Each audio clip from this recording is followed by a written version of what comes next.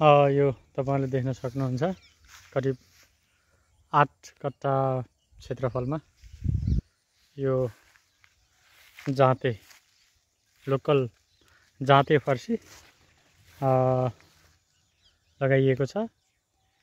मैले विगत 2 वर्षदेखि यो परम्परागत मकै बालीलाई अहिले रोकेर यो सिजनमा फर्सी उत्पादन गरिरहेको छु।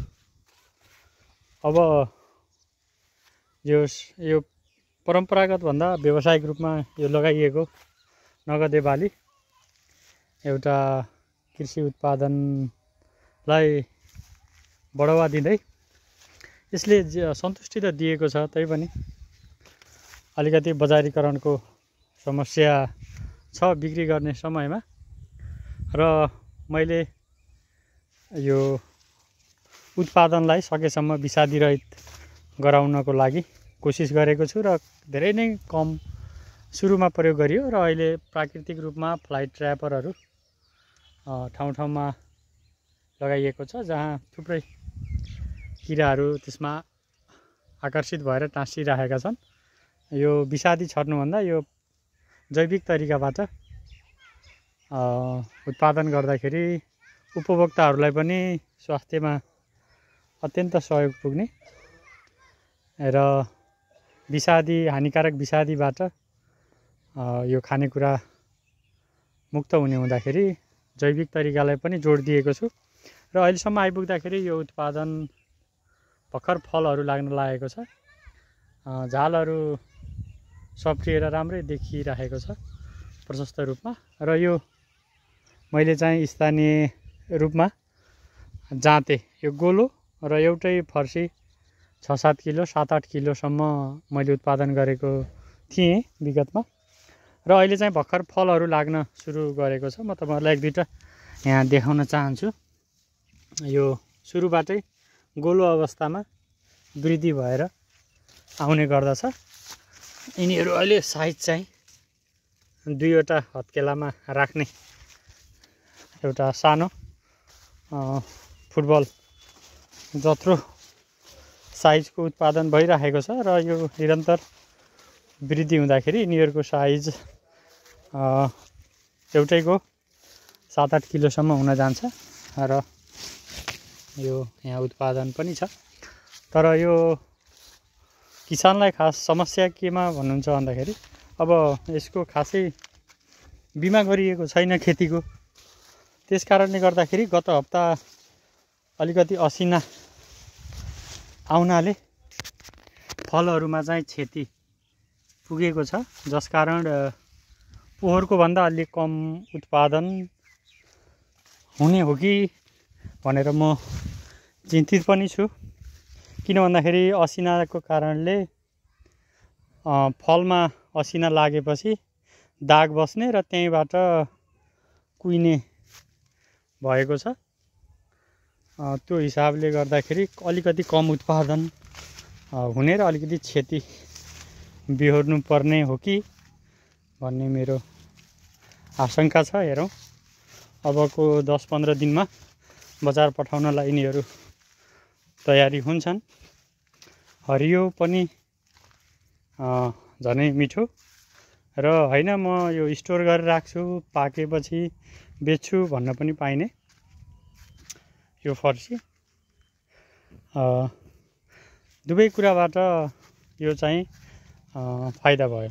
किन भन्दाखेरि स्टोर सजिलैसँग राख्न सकिने, हामीले लोकल घरमा उत्पादन हुने लोकल फर्सी जसरी हामी घरमा पाकेपछि राख्छौँ भविष्यको प्रयोजनको लागि 1-2 महिनापछि खानको लागि, यो पनि त्यस्तै खालको हो।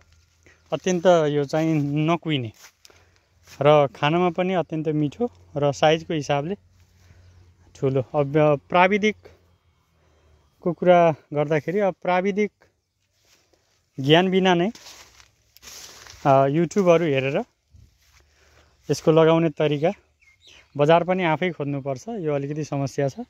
र विशेष गरी जगतपुर कृषि फर्म तपाईहरुले सुनिरहनु भएकै नाम हो, युवाहरूबाट सञ्चालित थियो र त्यहीँबाट उत्प्रेरित भएर मैले आफ्नै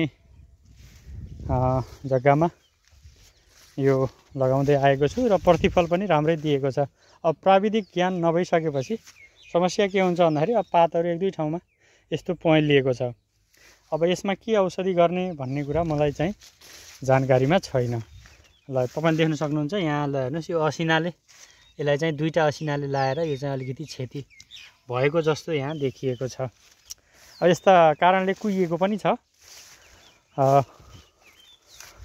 त्यो हिसाबले गर्दाखेरि मैले अघि नै भने उत्पादन अलिकति कम हुने हो कि भन्ने मेरो चाहिँ छ। अब आशा छ फेरि पनि यो सिजनभर असिना नपर्दियोस् भन्ने अब किसानको तर्फबाट बोल्दा त्यस्तो हुन्छ। अब म पेसाले चाहिँ एउटा शिक्षक हो, सरकारी विद्यालयमा शिक्षण गरिरहेको छु विगत 11 वर्षदेखि स्थायी शिक्षकको रूपमा। अब यो आफ्नै बारीमा उत्पादन गर्दाखेरि फाइदा के छ भन्दाखेरि बिहान बेलुका समय दिएर पनि गर्न सकिने हुने हुँदाखेरि अब धेरै खासै लागत नचाहिने, त्यसले गर्दाखेरि यो चाहिँ उत्पादन अन्य बालीहरूभन्दा यसको लागत मूल्य चाहिँ कम पर्ने हुँदाखेरि थोरै मूल्य आए पनि नाफा हुन्छ। ठिकै छ। अब हजुरहरूले पनि सल्लाह सुझाव दिनु होला र बजारीकरण मैले एउटा कुरा छुटाएको छु। अब यसको मुन्टा पनि हामीले प्रयोगमा ल्याउन सक्छौँ। यो मुन्टा पनि खान मिल्छ भनेको अब बेच्न पनि सकिने भयो।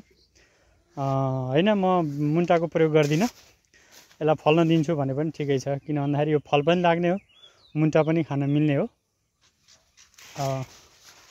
यो यसरी चाहिँ मैले लगाएको छु। अब सिँचाइको लागि मैले आफ्नै बोरिङको पनि प्रयोग गर्छु। यो आफ्नै लगानीमा यहाँ नजिकै बोरिङ छ, तपाईँहरूले देख्न सक्नुहुन्छ।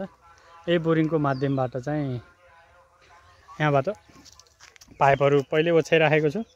यसबाट पानीहरू पठाउनु पऱ्यो भने यो तलैसम्म पाइपहरू छ, पाइपहरू मार्फत यो चाहिँ जान सक्ने, सिँचाइ गर्नको लागि त्यस्तो अप्ठ्यारो छैन र अन्य कुराहरू ठिक छ। अब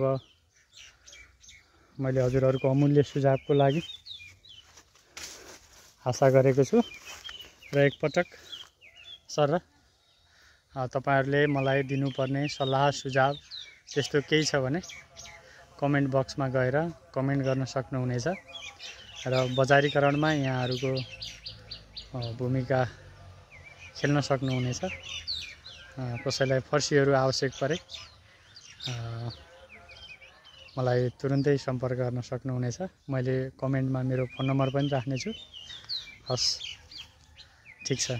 तपाईँहरूलाई यो अमूल्य समय दिएर यो मेरो छोटो भिडियो कृषि सम्बन्धी जानकारी हेरिदिनु भएकोमा, सुनिदिनु भएकोमा यहाँहरूलाई हार्दिक नमन व्यक्त गर्दै अलि पछि म फेरि उत्पादन भइसकेपछि मैले तपाईँहरू सामु फेरि एउटा सानो भिडियो लिएर आउनेछु। अहिलेलाई बिदा हुन चाहन्छु। हस्त, नमस्कार।